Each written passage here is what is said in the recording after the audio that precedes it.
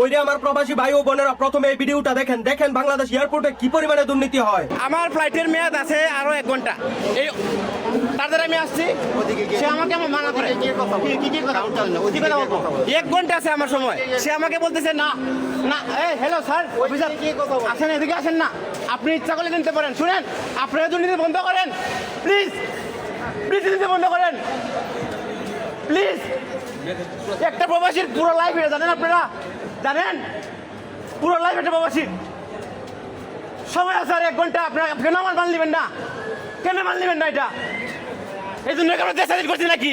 হ্যাঁ, এই জন্য কেন দেশ স্বাধীন করছি?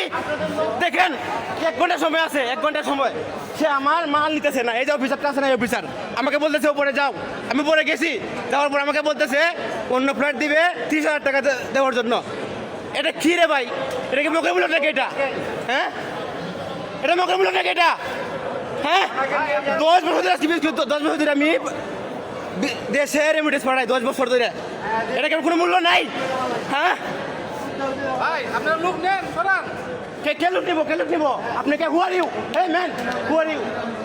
হু are you? Who are you? Who are you? কে আসবে আমার কাছে? কে আসবে আমার কাছে? আসেন, সমস্যা কি? কি ভাই আপনি কিছু বলেন না? হ্যাঁ?